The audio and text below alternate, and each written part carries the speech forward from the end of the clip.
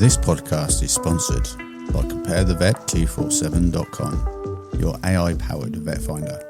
Right, Alison Clark, Vetlife Ambassador, BVNA Chief Steward. What else am I missing? Is that it? That's it currently, isn't it? Yeah. Well, officially, yeah. Welcome to the Not a Vet podcast. I nearly said Vetlife podcast then because I was reading my own notes. So when I say it's full of cock-ups, it's full of cock-ups. Thanks for being here. Thanks for inviting me into your house. It's very nice, very pet orientated. That is a big picture of a cat. Is that Tom? That's Tom, isn't it? Now? Yeah. Yeah, we're just chewing the fat. We're just talking. Oh, right, okay.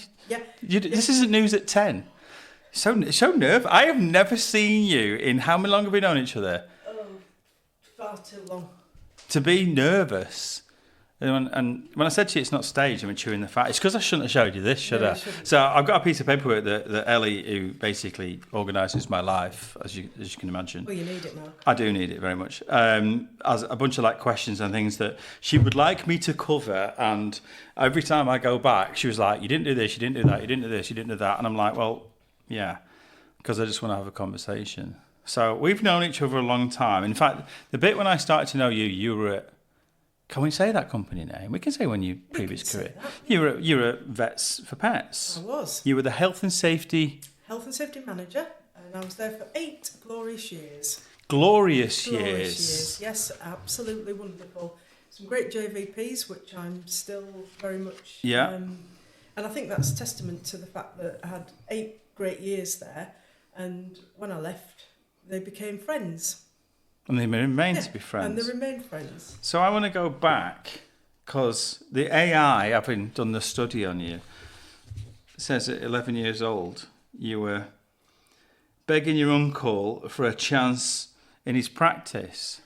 And the AI, well, first of all, is it right? Because the AI is not always right? Is that where it started? Yes, that's where it started. So it's right. When I was 11 years old. Yep. So every weekend, every Saturday and Sunday, every night after school. So, I mean, it's quite ironic, really, that I went into health and safety and what people should do and what people shouldn't do. So I was actually working at the age of 11, mixing antispasmodic drinks, for horses, colic drinks, making red and green blister for race horses' legs. Right. All with no personal protection at all. So you broke the laws that you later enforced, is that what we're saying? Broke the laws that I later enforced, yep. So that was my start, but 11 to 16, then I left school at 16, and yeah. Okay, so, but where did it come from, the want to work with animals, the vet nursing? Where was that? There's usually a trigger, because when I speak to a lot of vets, a lot of nurses, there's usually something that happened, or was it just a... The family had pets. Right. So I had 2 rabbits, Flash and Twitcher. Flash and Twitcher. Flash and Twitcher. So I think basically it was just, I loved animals, and that's what I wanted to go into.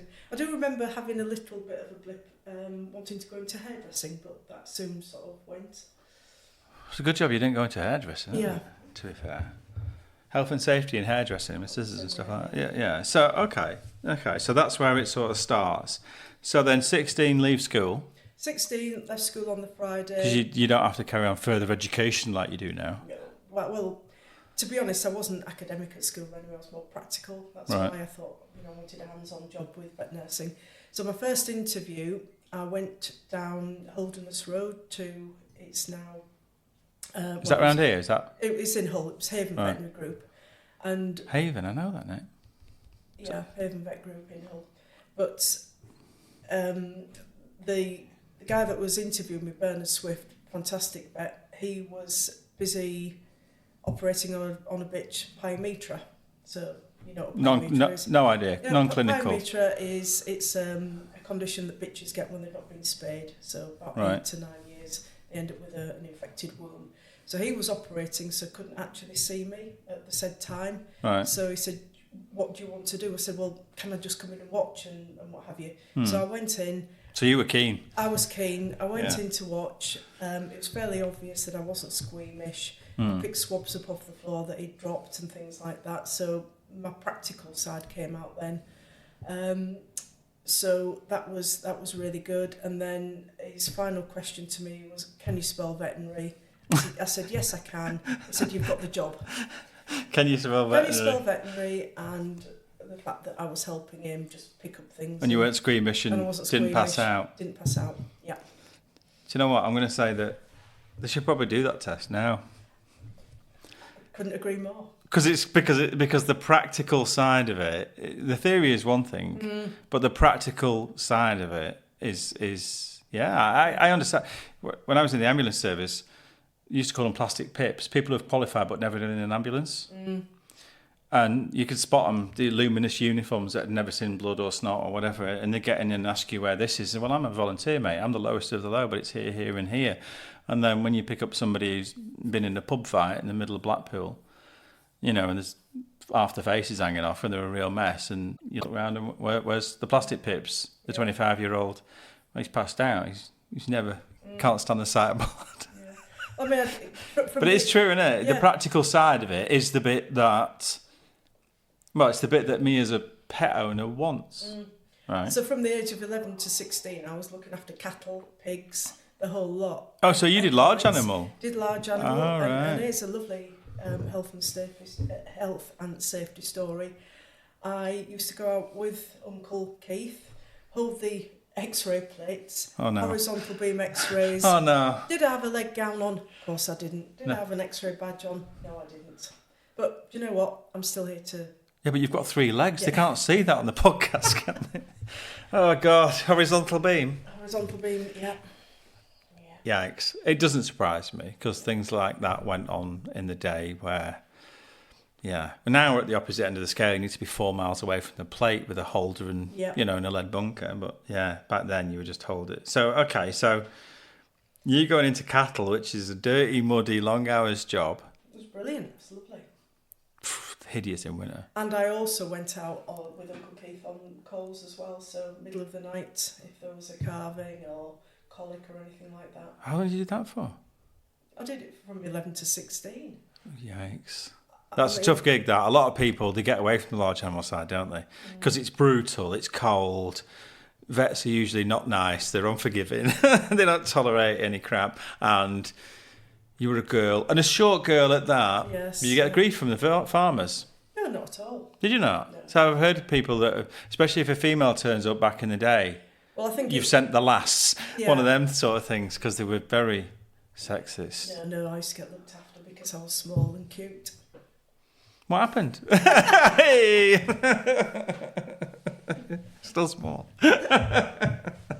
Okay, so you did that for a few years. So what comes next? So I was with Bernard and Haven for 4 years, and then I went to work for David Terry. Should I know that name? Yeah, David Terry. It was an independent practice at the time. It's now Kingston Veterinary Group. Right. And worked with David for 20 years. 20 years? 20 years, yeah. Worked with Rosie Sweetman also. Rosie Sweetman is responsible for giving me Tom, my absolutely amazing cat. I didn't know that. Yeah, Tom was a stray, and Rosie came to the house and she said, "Do you know what? This house needs a cat." I said, "Rosie, I'm working full time, don't need a cat, haven't got time." She said, "Well, just come and see him. Come on, just come and see him." So of course it was fatal. Went on one Saturday morning, he wasn't there. She said, he's always here. So anyway, he wasn't. 5 minutes later, came in, jumped up on the tub table where my handbag was, started pouring in my handbag. Rest is history, 13 years later. Yeah. So I've got a lot to thank Rosie for. She was an amazing vet to work with. Long time in a practice, that. Yeah. Must have seen some stuff in there, because that would have been old school vet nursing, right? Well, I didn't qualify as a vet nurse until I was 34. Really? Yeah. So what were you there then? What were you classed as then? I mean, this. Don't get me on my soapbox about this one. People that say they are veterinary nurses when they actually haven't gone through the qualification. Yeah. So I was classed as, a nurse, but even then I shouldn't have been called a nurse. Right. So I took my qualification at 34. So going back to what we were talking about earlier, when practical, I was very practical, but I didn't have a lot of the knowledge to back up my practical. Right. So you were 34 I was before the you oldest qualified? person in the class at the College of Animal Welfare at Leeds. Qualifying, did it make any difference? Yes, it did.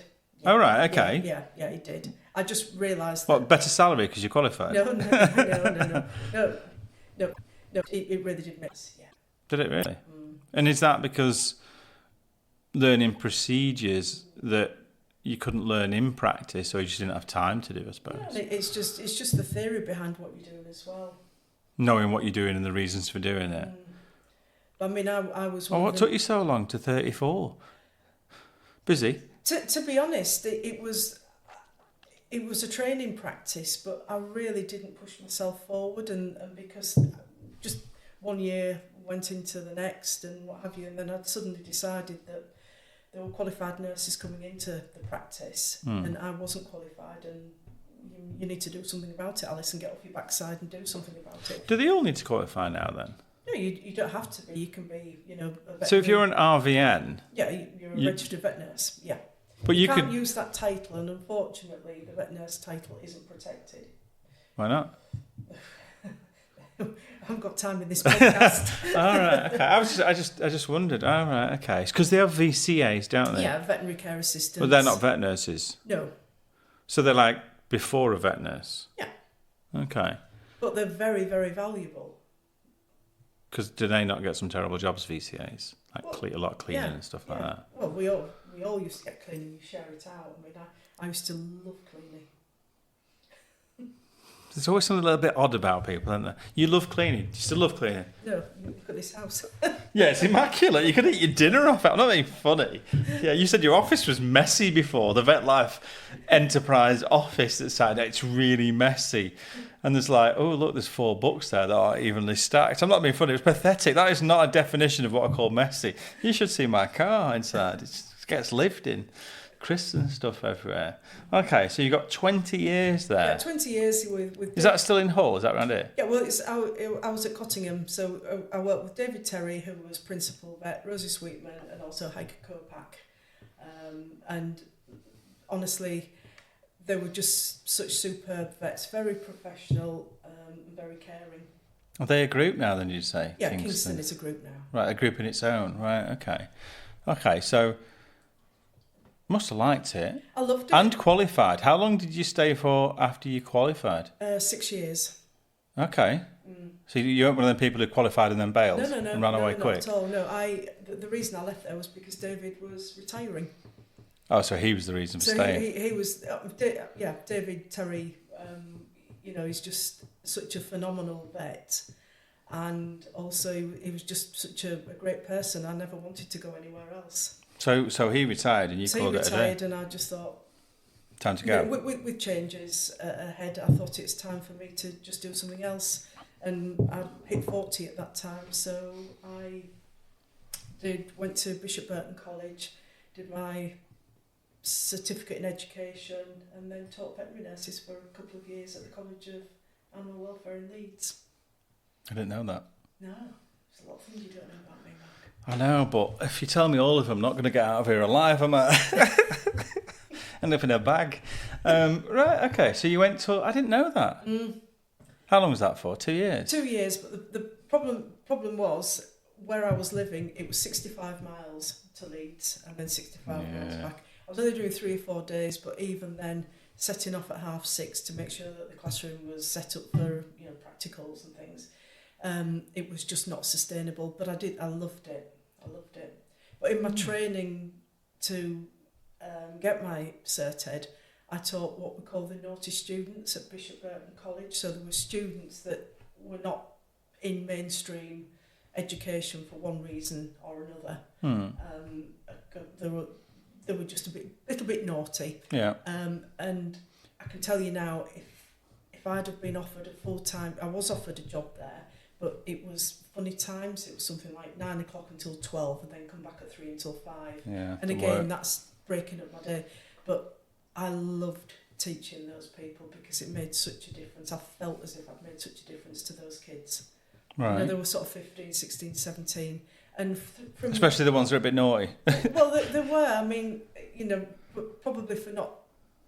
Some I didn't actually find out what had gone on, and that wasn't my place to do it. But some have come from foster homes. Right. It's not their fault. No. It's just circumstances made them. But it brings you more value when you can stop them coming off on the naughty step and give them something interested, because if they're interested, they stop being naughty, right? Yeah. I mean, it's as practical that. Yeah. Okay, so 2 years doing that, but hideous amounts of travel, because that must have been like 3 hours a day driving or something like that. Yeah. Easy said than done, isn't it? Okay. So we've got to leave. We've left that because of commuting. Left that because of commuting. That's the only reason. Yeah. That's a shame, wasn't it? Do you not think about moving closer? Well, where I am now, on the edge of the A63, it's probably half an hour to Leeds, but that's. You're not going to go knock on the door then now and say. No, it's been and gone now. Ship sailed. So where are we going next? Where did I go next? Oh, health and safety. Oh, is that where we are? Where? Pets, not pets. Right. So the reason I got into health and safety, again, I got into this by default as well. I was going to say, how do you go from vet nursing to teaching? How the hell do you end up in health and safety? BVNA Congress to blame for this. To blame for it? Are we a blame culture for the BVNA? We are. We've got a lot of blame to BVNA. So I was a steward at, people will remember BVNA at Warwickshire, and we had a lecture at 9 o'clock on the Sunday morning about health and safety.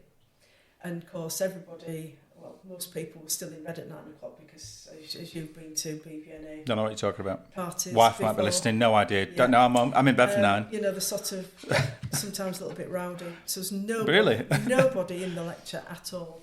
So I gathered all my stewards and I said, you've got to come into this lecture. This guy's travelled from wherever. What? Did you pad it out with your own people? I padded it out with my own people. Yes. That's a bit naughty. Yeah, but I love that. That's practical. Yeah, practical. So I sat in this lecture as well, and it was just, I thought, we don't do that in practice. I was still in practice. We don't do that. We haven't got a fire warden. We haven't got a first aider. So you were listening to this? So I was listening to all this and thinking, we haven't actually got a first aid. And what we do is we open the prep room drawer, get a bit of micropore and bandage ourselves. Gaffer tape and zip ties and crack on. Yeah, that's what we do. So I thought, actually, we don't do any of this in practice. So after the talk, I apologised for the lack of sort of delegates in there. Even though it was nothing to do with you. Even though it's nothing to do with me, but I felt quite responsible. Damn these vet nurses not turning up for the first lecture of the day. That's the ones. And it turned out that he worked at Beeford, and I was actually teaching a veterinary nurse. I was her clinical coach at the time. Right. And so I was looking after her, getting her through her exams. And he said to me, have you ever thought about health and safety? And you went, no. So I went, absolutely no interest whatsoever. Anyway, it's not glamorous, is it, the term health and safety, to be fair? So he invited me for a coffee, sat me down, and now I know that it was an interview, gave me the Myers-Briggs test that you do. Right. And what, the Myers-Briggs test? Myers-Briggs test, it's one of these aptitude and, oh, right, are okay. you the right person for this? Oh, right, so, okay. Questions and you have to answer it. And he just said, you'd make the perfect health and safety person. So I said, what? And I had absolutely no intention of doing it, but I can't even remember how I just decided to jump ship. And so you've ended up where next then after that conversation? So I ended up working for Salus, which is a little small health and safety company. But they weren't veterinary, that was just a health and safety company. No, they were veterinary, yeah. Oh, were they? Purely veterinary, yeah. Who did they look after then? Oh, independents, Vets for Pets, that's how I ended up with Pets. Oh, right. So they were an independent health and safety company and they looked after vets. Yes. So you had the veterinary experience to go to them with. You learned the health and safety and now you're the specialist in... Yeah, I did my NEBOSH, went through my NEBOSH and ended up there for quite a few years. And then Vets for Pets were looking for, because they'd expanded, they were looking for a health and safety person full time. So when Salus was taken over by Vets Now, I left and ended up working for Vets for Pets. So, so Vets Now snapped them up. Yeah. Interesting. And you ended up with Pets. I ended up with Pets, and then I think it was 2013, I think, when we were joined by companion care. Yeah, because they bought into companion So care. they Still haven't bought finished into that rebranding, you know. They rebranded Vets for Pets as in Vets number 4 Pets, and it's now Vets FOR Pets. But they still not fixed the companion care. Someone needs to do that, don't they? Do you know what I mean? Make them all look the same. You're not allowed to say, by the way, Vets for Pets looks like the Asda colours. Don't say that. No, I'm not. No, I wouldn't say. I would definitely say that recorded. Ben, edit that. No, it was great. I had a lot of happy years there. As I say, the JVPs are still my friends. Do you remember the first conversation you had with me? Go on, remind me. Is it suitable for a podcast? No. well, it is. It is this, that, and the other. It started off right because I didn't. You rang me about you asking questions about an X-ray machine from a company, nothing to do with me, and I think we had a mutual because you rang me and you said something like I believe you. In fact, I was at a conference. And I'd had a drink, so just caveat this. But my phone was going off. I don't know who it is. I don't know a couple, but I was just quite relaxing it. And I think it was like a 6:30, 7 o'clock phone call. So I kind of thought, okay. In the morning or at night? No, at night. I wasn't drinking in the morning. I don't do that anymore.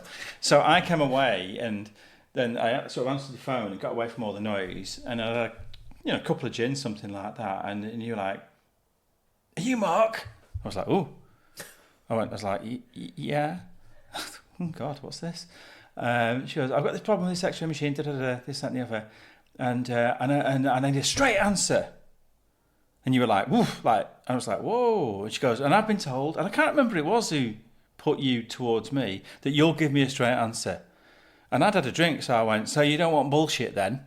And I think that cemented our relationship. Yes. And I was like, you need to do this, this, and this. And if you want to fact check me, then you need to ask this person, this person, this person. And you went, I don't need to, you said something like, I don't need to fact check you. If that's what you're telling me, you better be right. Otherwise, this phone will never ring again. I was like, yikes. Whoops. And I thought, you must be sat at home having a drink too, because we were like borderline aggressive to each other.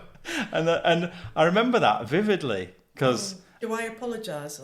I mean, we're still here. Well, the truth of it is we cemented in that initial conversation that we talk straight. Talk straight, absolutely, yeah. There's no twaddle. And that's what you see is what you get. And no one's got time in the world that is today for the backstory that goes on for 4 days, hearts, flowers, and it's just a case of this is what I think. And if you think differently, that's fine. I don't want to convert you. But I remember it straight away. Yeah, I said, if you want to fact check me, and you went, I don't need to fact check you, Mark, because if I find out it's not right, your phone will never ring again. I was like, are you threatening to kill me, or did you say you'll never ring me again? Do you not remember that? Do you know what? I think you were at a conference as well, and I think you might have been off the clock, and I think you might have been having a drink too. Well, I can tell you probably. You're making me out as if I like a drink. So, well, that makes two of us. Who doesn't? So we're sat drinking right now. When I was with Vets for Pets, I was the only person looking after Vets for Pets and companion care for a while. I know. We had an external provider, but that sort of didn't work out. So it was quite a while before I got a team of health and safety officers. I remember it. So probably I would have had 20 phone calls that day about something. I need an answer. Can you sort it? And I want it sorted ASAP. Well, it's problem solving, wasn't it? Yeah, because the stuff that you do and the stuff that you did with me in Vets for Pets, it's business critical kit. Mm-hmm. It has to be there. It has to be working. So, yeah, and you never failed. Oh, thanks. I'll take that. Yeah, I mean, you didn't. I take it personally. I know you did. I know. Unfortunately, too personally. Yeah. At the end of the day, it's not about who you work for, what you do. It's about, as far as I'm concerned, your personal reputation.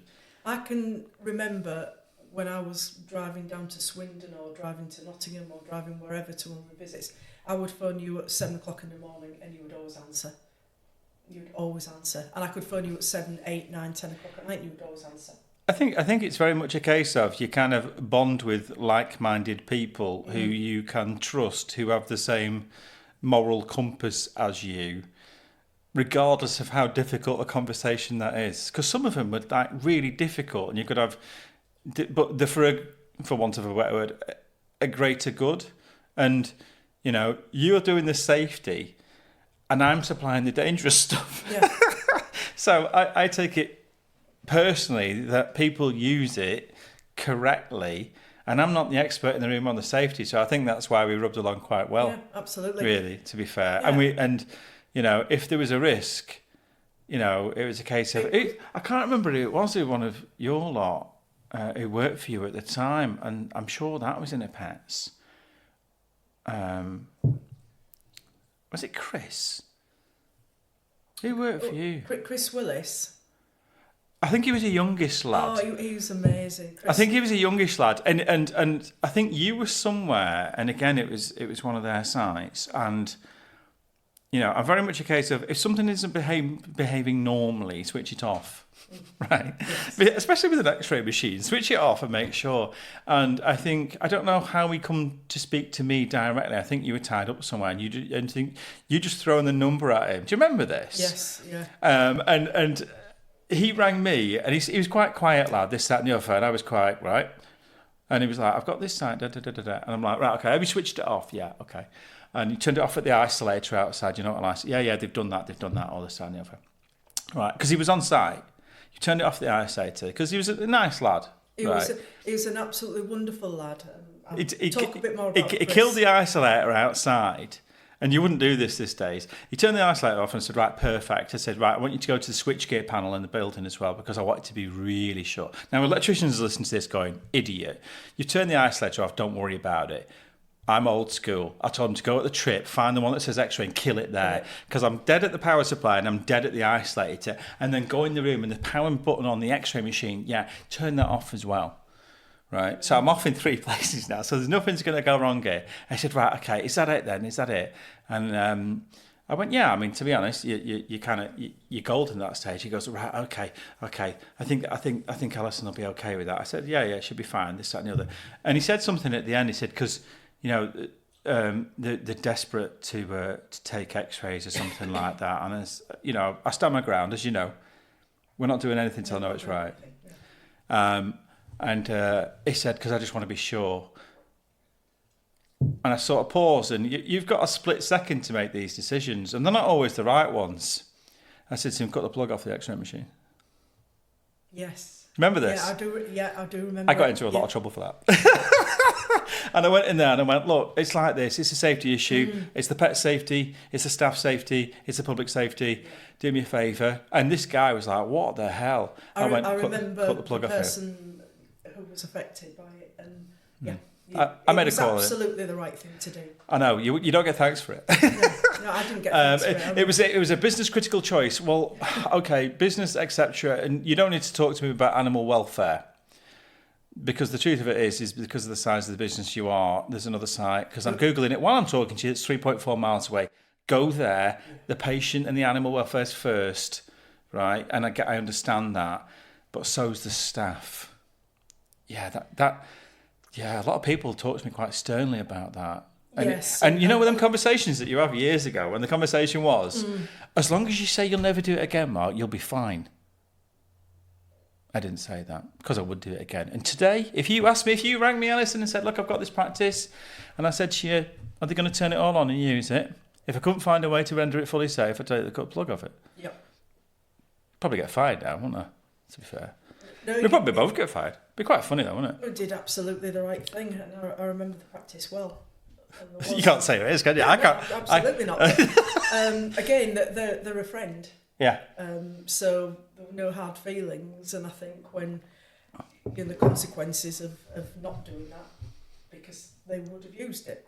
I think a lot of the time you can do things that are like radical like that, as long as you. I'm used to field engineering, like you're nursing, right? The problem lands in front of you, and it's a case of go. There isn't 6 months of planning. You don't get a warning. You don't get a brief, a memo. This is coming down the tracks. It's a case of deal with the problem that's in front of you right here and right now, and make a decision that's fast and efficient and, is the best outcome it possibly can be. But in the same, for instance, when you're cutting the plug off X-ray machines, which I instructed him to do, he could have said to me, no way, Jose. Chris is an absolute gem. But he did it. He did. Do you know he didn't question it? No, he just went, "Is that what you want me to do with a pair of scissors?" And I went, "Yeah." And as he's cutting it off, and he's going, "Have you got a pair of scissors?" I could hear it. "Have you got a pair of scissors?" And this guy went, "Yeah, mate, no problem." Didn't know what he was going to do. And I said to him, "You're going to cut it off, and what's going to happen next?" And he was dead good. He was dead articulate. He went, "Right, I've cut it off. This and the other." I said, "Right, now it was like Taken. You know, it says you're under the couch, and they're going to come in and take you. You know, like Taken, the film." And I said, "Right, what's going to happen now is a vet or a nurse is going to enter that room, and they're going to say, 'What the hell are you doing?' And you're going to say, 'Look, this guy on the end of the phone's told it,' and you're going to give him my name, and I'm going to tell you that all X-rays from right now go to the branch that's 3.4 miles away.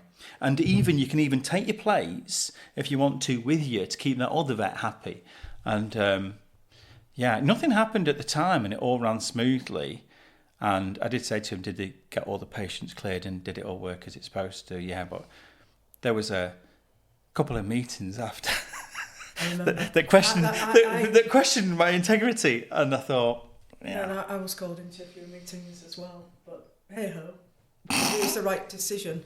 I'd do it again. Yeah, I always remember Chris. He's just the most professional health and safety person ever. He's not there now, is he? No, he moved on. He moved on to CVS. Oh, right, okay. I remember interviewing Chris, and the minute he walked in the door, you know when just somebody has this demeanour, this professionalism, and he sat down, and I knew within 30 seconds that I was going to hire him, and he's gone on to prove that he's just a really, really fantastic professional health and safety person. Very practical, very caring.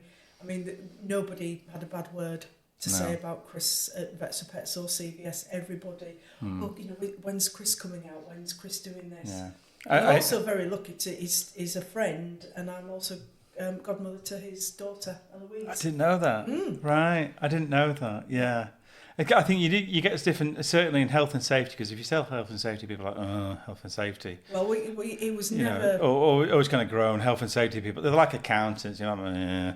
But I think in a lot of respects, he was one of those guys where he understood.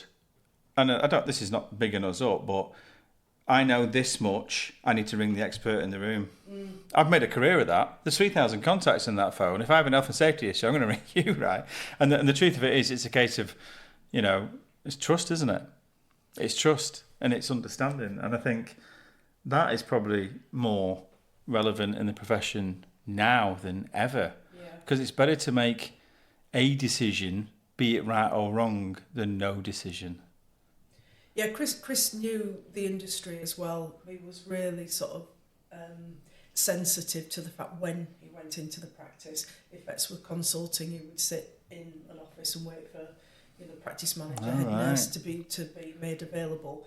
Whereas some health and safety people, I call them comb over and clipboard, very much. Comb over and clipboard. I'm sure someone will be offended by that somewhere.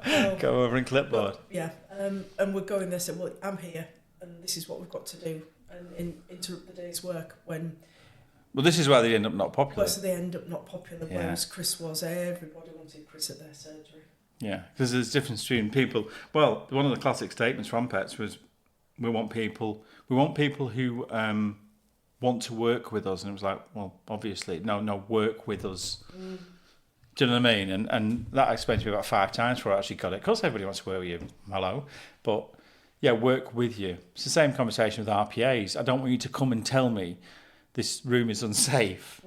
Yeah, I want you to tell me how to fix it. And I think, and I don't know, you probably find that within the industry that people who are solutions based, I'm going to say, they're the ones that gel together rather than comb over and clipboard. It's all broken. Literally in a tweed jacket, and no one's listening with a tweed jacket. And I think for me, a lot of yours probably comes from your vet nursing. Animal comes in, fix the problem. It's field engineering. Mine comes from X-ray engineers, fix the problem. You don't get to sit there, inquire about it, write a report. It's fix the problem.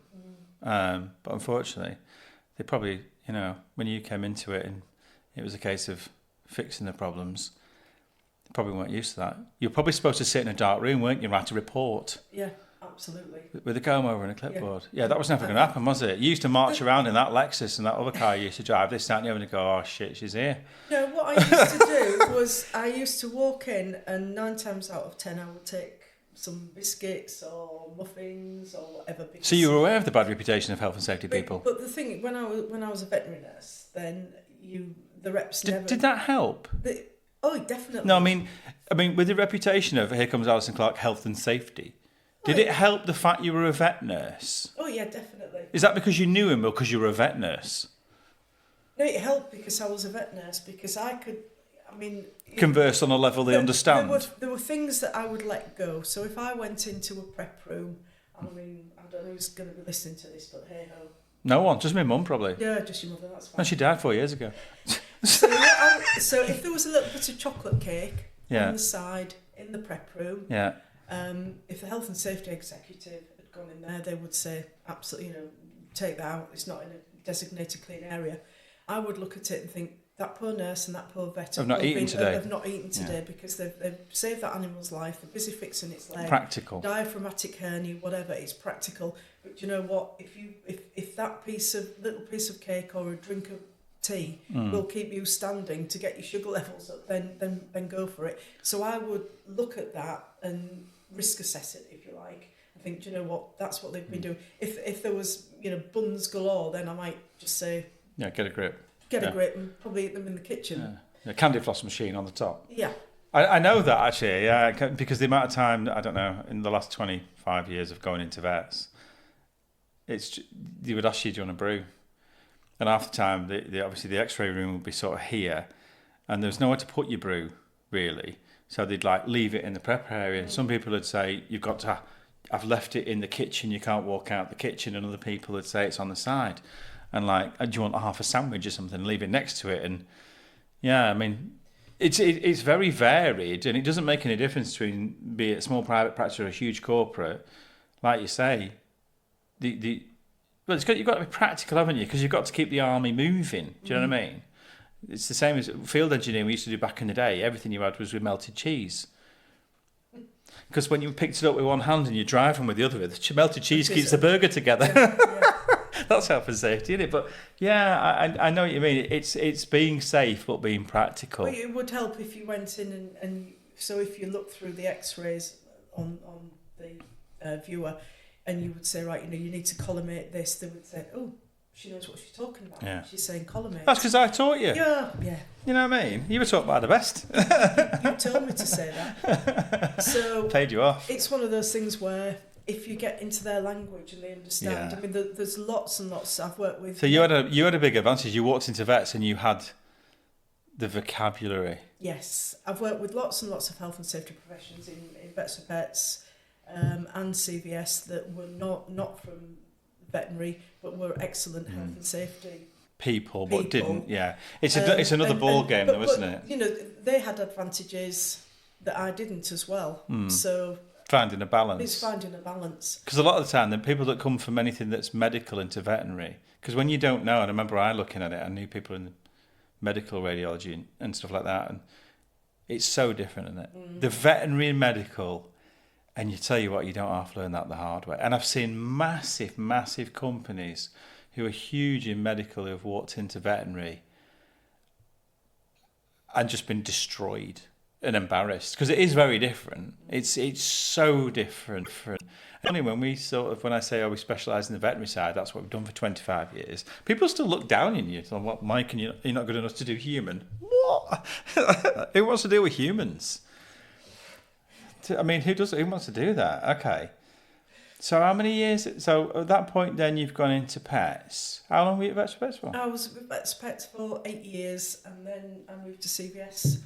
And I was there for nearly 5 years. So why did you leave Vets for Pets? Why did I leave Vets for Pets?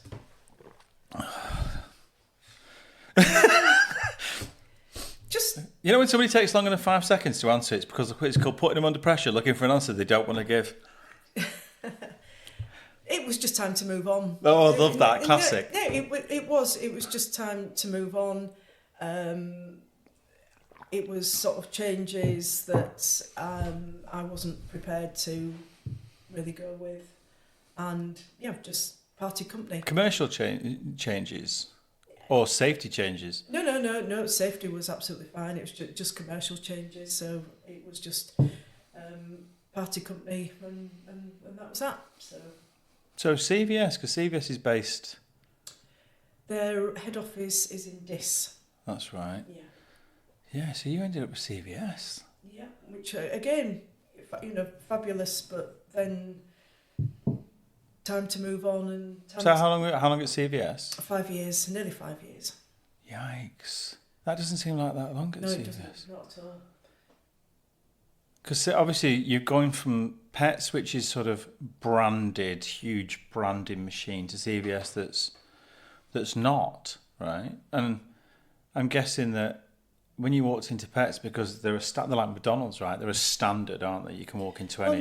No, they're not. CVS is very different, is it not? Not always, because the Vets for Pets, a lot of them are built at the back of the Pets at Home store. Yeah, inside Pets at Home. But they have acquired, one or two, so they are different. But all the CVS practices, they're bought, and they're all independent little practices that they've got. Yeah. They're all very different, very quirky. Different challenges then. Different challenges, yeah, especially with the buildings. Yeah, I would say. Yeah, because they're not the same building, are they? They're not the same layout. Whereas in a Pets, you kind of know what what you're getting, don't you? I suppose in that respect. But there's some lovely little quirky ones which I used to enjoy going to, and little cottages and stuff like that. Exactly, yeah. like the old independents. Yeah, that are a natural nightmare from health and safety point of view. It says don't bump your head on the way in. Well, you wouldn't have that problem. You're 4 foot, aren't you? With a wind behind you. So you got 5 years at CVS, and at that point, then in all this time, BVNA Congress Chief Steward is going on in the background for how long? I have been BVNA head steward. This has been my 26th year.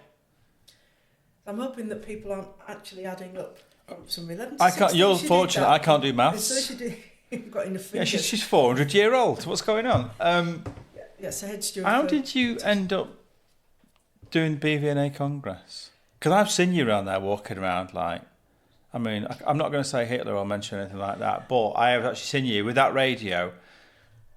It's a well-oiled machine. People have said to me, Mark, can you get us in BVNA Congress? I'm like, no chance. I said, if you see this little woman wandering around, don't blag it, right? And you take it outside. Look at you folding your arms and be shot.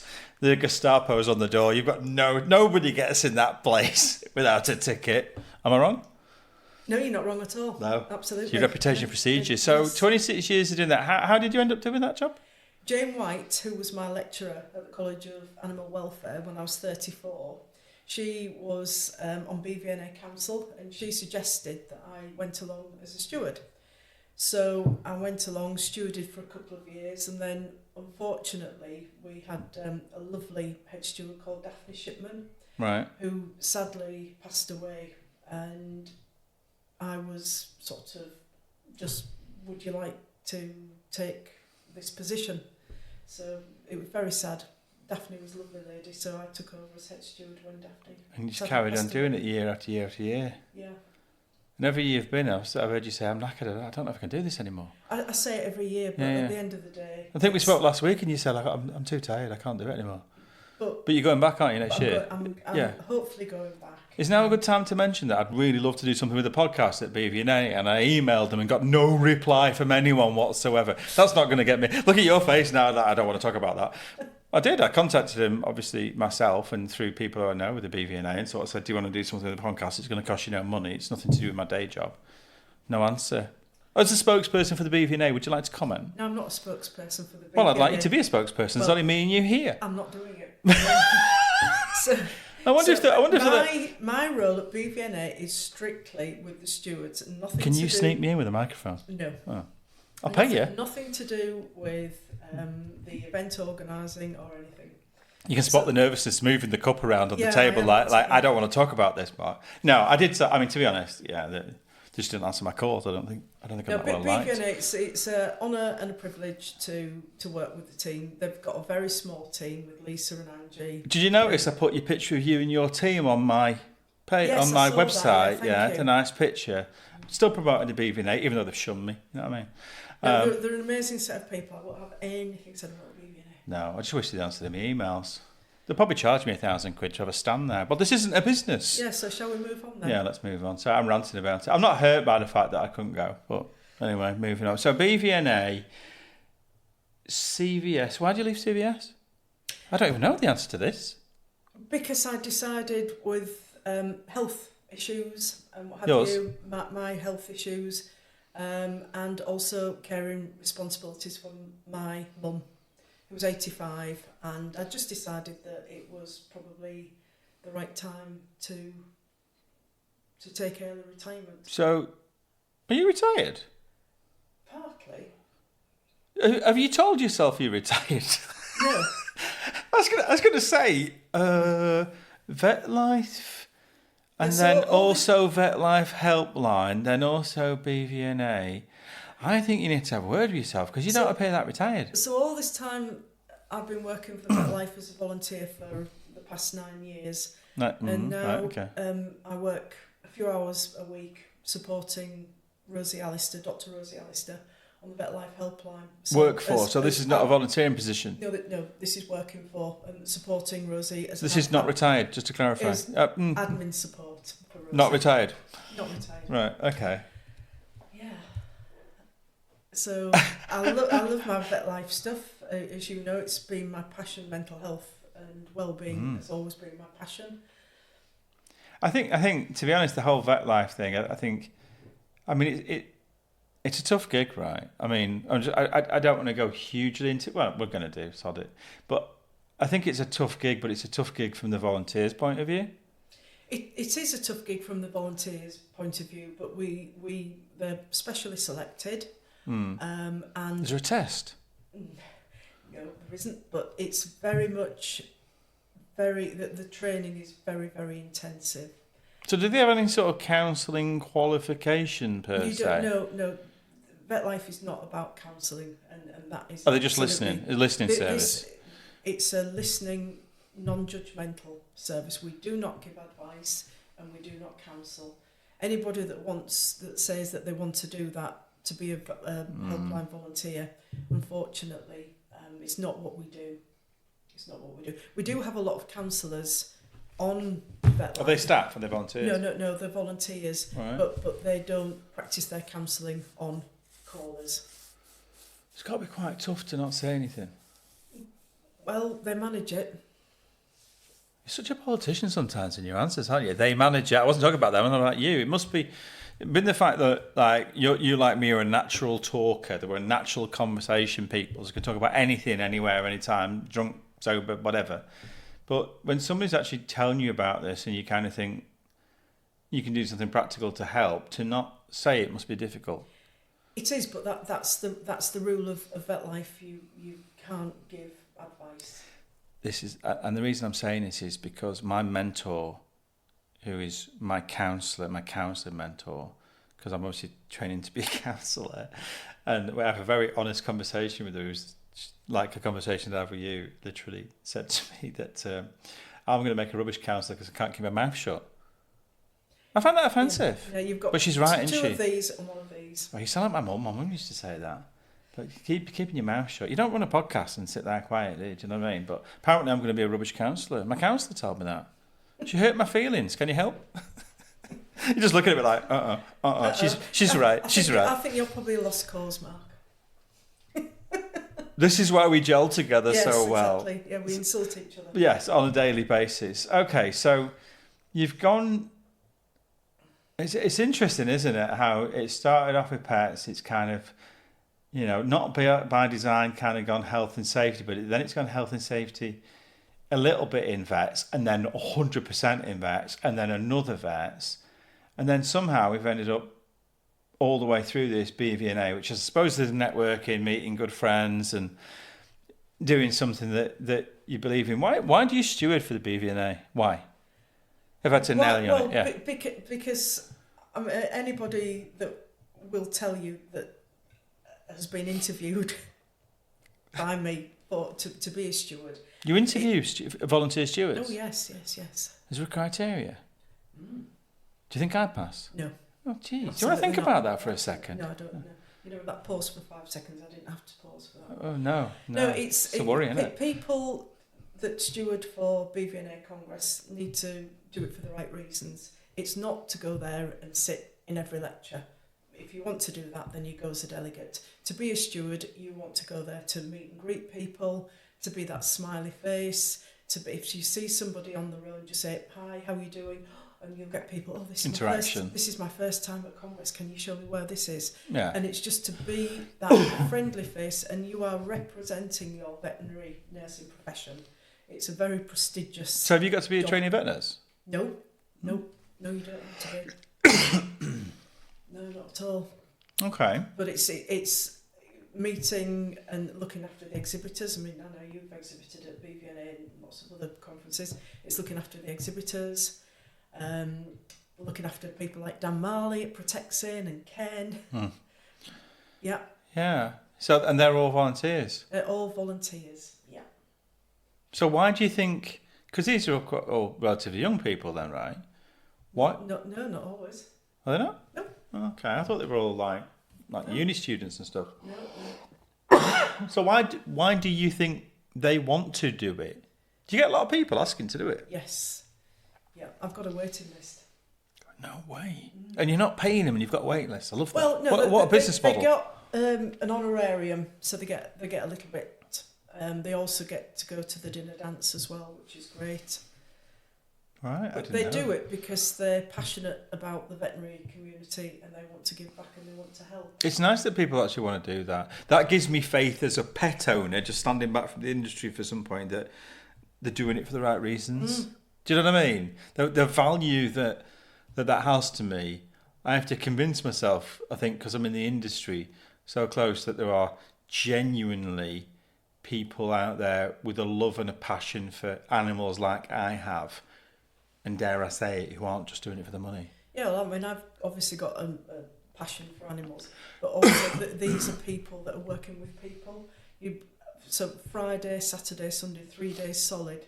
They're doing the best for the exhibitors, delegates. No, listen, I believe in it because I can imagine like the commercial operations that do these shows, what they're paying for these meet and greet people, and with the greatest respect to them, you can spot the ones who want to be there. Dare I say that without getting in trouble with London Vet Show, because I'm there in 2 weeks' time, getting assaulted by security. But you can tell the people that are BVNA Congress that, they want to be there, and they've been Alison programmed. Are you okay? What? I don't get that when I go into a shop, right? Unless I'm in on Summers. I just don't get that. Are you okay there, sir? But yeah. Do I look like I've lost my mind? But they're doing it because they're not being paid to do it, or they're being bullied to do it. They do it because they want to do it. They do it because they want to do it. And they're the ones that I look at and think, you know what? Because you volunteered to do that. It sounds ridiculous in this day and age, because I think it's because we're old. Can I say we're old? That when I look at them and think, all right, that they're a vet or a vet nurse, that they've done it as a volunteer, they've earned the stripes. Does that make sense? Yeah. That has such value to me as a pet owner, because I am the worst pet owner in the world. No, you're not. I am. You ask Rosie Sweetman, and you ask Philippa Jakes and Mary Bridge, all my vet friends that have to look after Tom when he's pregnant. Really? Yeah, I am the worst. Have you ever threatened to put your car through a window if they won't see your pet? No. Okay, so I'm worse than you. Okay, that's fine. I can't say the name of that vet. Consequently, they won't see me anymore. And I don't deal with them in any way, shape or form, because they're not really a fan. But, you win some, you lose some. Yeah, when I stewarding, going back to stewarding, I've been to various different conferences and I've seen stewards and they've been great. But what I want to do with BVNA is make it so that every delegate remembers the stewards. So I always say, if you see a steward, if you see a delegate or an exhibitor without a smile, give them one of yours. And also I do... Oh, that's so American. Well, whatever. Where have you got that from? If you haven't got a smile, give them a... I'm going to try that with my team tomorrow. They'll look at me like, oh, what? Yeah, because I'm a smiling guy. You know as well as I do that some exhibitors, there's just one person on the stand. Oh, yeah. And they're stood there from 9 o'clock in the morning till whatever. I've done it. So I always say to the stewards, just pop by and just say, would you like to get you a cup of coffee? Would you like to get you, can I get you lunch for you? Can I get this? So I want them to be, just to make a difference, to be people. Yeah. Learn. But the truth of it is the social skills, because they probably haven't got them, to be fair. They're probably too young to have social skills, aren't they? And being walking up to a stranger, I didn't realise that walking up to a stranger to a lot of, so difficult. This year I had a lot of university students and they were absolutely top notch, really awesome. Because they're forced to be social, I suppose, really, aren't they? It comes naturally. Yeah. It did to these girls. They were absolutely brilliant. Yeah. Yeah. I mean, they've all been great in the past. I mean, we've had some exceptional ones. And some people drop out as student for various different reasons. They want to go as a delegate. They see the list of the fantastic lectures that we've got over the 3 days. That's natural progression for you, though, surely. Yeah, and it's natural progression for me, so it's brilliant. And it's nice to see them come up and give me a great big hug and say, how are you doing? And look at it from the other side. So they do the workshops and get to go to lectures, because obviously they've got to get their CPD. Yeah, maintain their hours. So we've got 26 years of doing that. Where are we in this? You are 400 years old, no one's told you. I feel it some days. Yeah, absolutely. So at that point then you've come out of CVS. All this time you've been stewarding. Are you Vetlifing while you're at CVS? You're not, are you? Yes, I was. Yeah, I've been a Vetlife volunteer for 9 years now. Ah.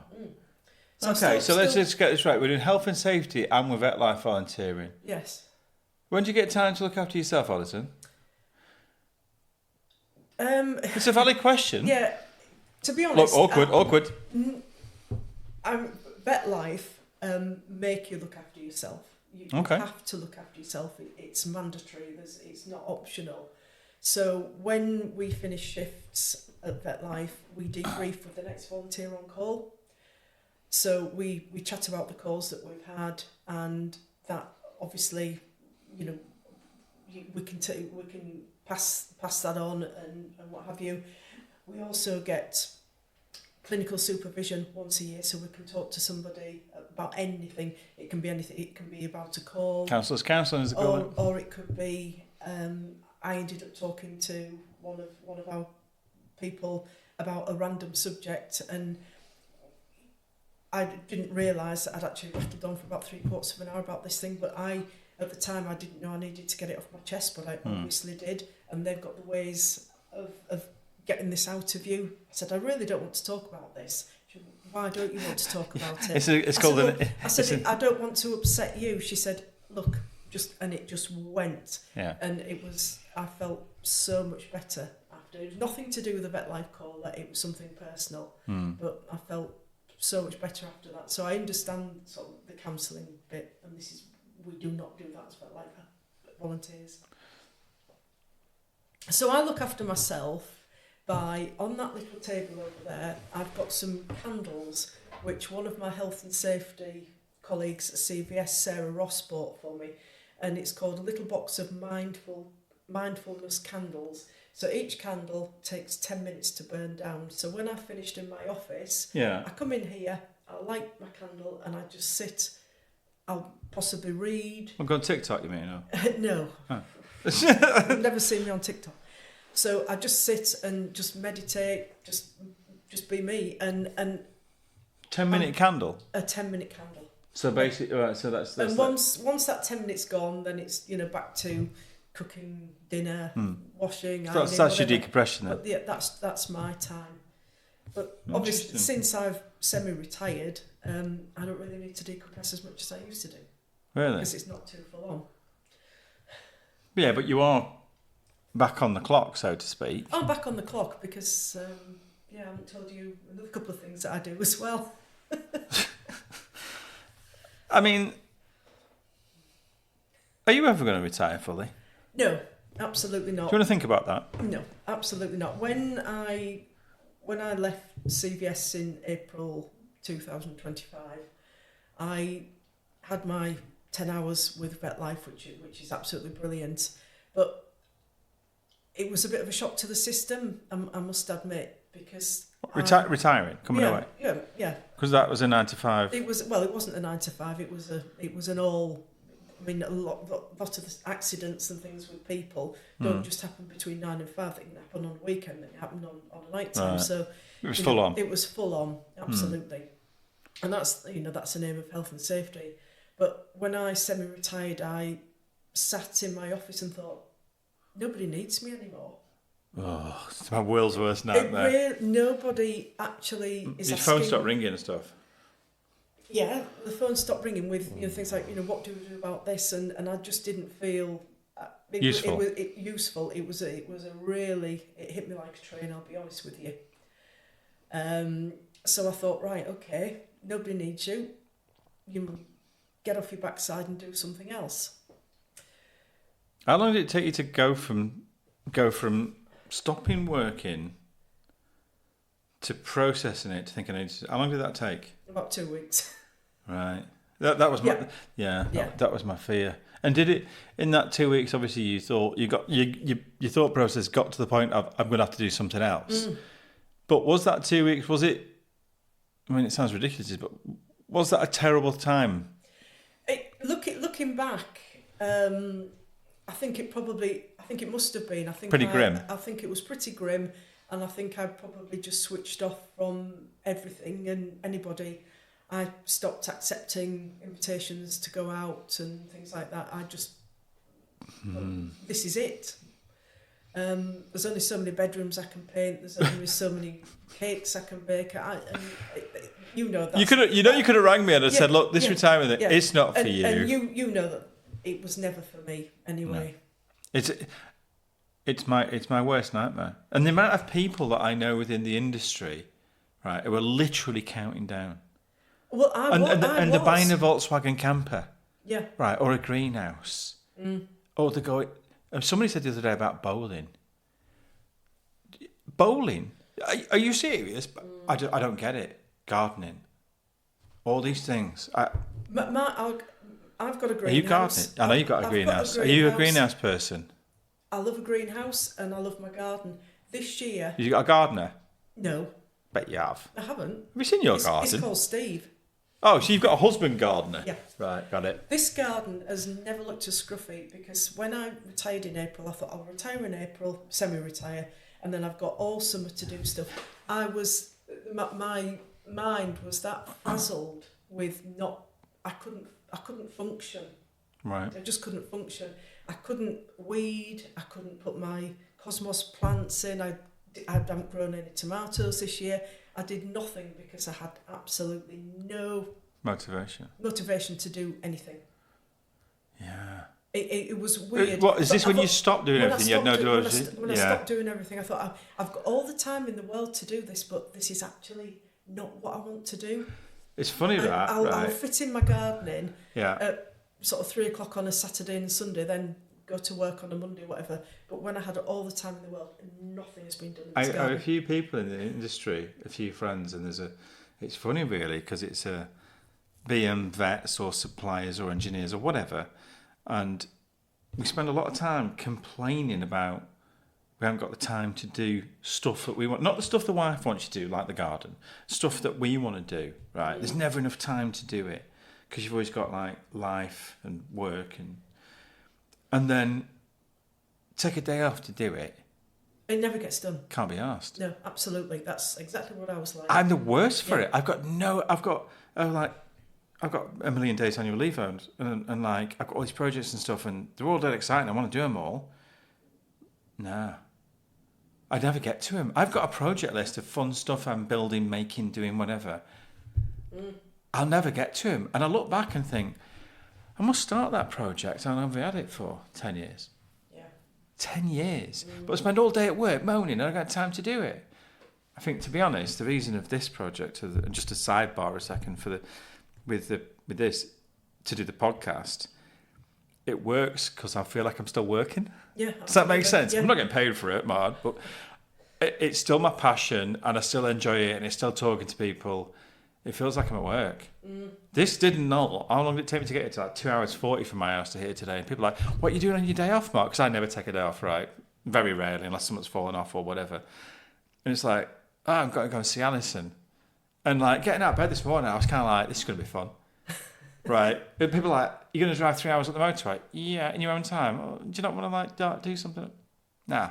This is my passion. prove it's my passion. It's not just business; it's personal. Yeah, it is. Well, And that's you, isn't it? Yeah, I love it. To be fair, and to be fair, that's why I keep thinking this is going to be one of the projects where I've started it. I'm gonna finish it. It's never going to finish, is it? To be fair, I'd love to retire on it. To be fair, and just do what you do. Just give free advice to people. I can give free advice to people on what X-ray gear to buy and all that kind of stuff, and be impartial. Yeah, I might retire. No, I'm not going to retire ever. Can't do it. You're not going to retire. I'm not. I reckon you're going to end up in that garden if you retire. Not tending to it, like under it. Yeah, I feel in myself. I feel so much better for just not having to travel miles and miles in a car. And Don't like travelling anymore. Well, no, there's some plonkers on the road, I think. Is that me? Yeah, probably. But no, I feel so much better in myself for taking semi-retirement, and now I'm doing things that I like. Not that I didn't like health and safety, I loved it. Yeah. But there were some aspects of having to be there at There that is some particular grim time. parts. There are some grim parts, and now I'm doing what I want to do, and I think I'm making a difference as well. So I'm working, volunteering part-time for the Citizens Advice Bureau.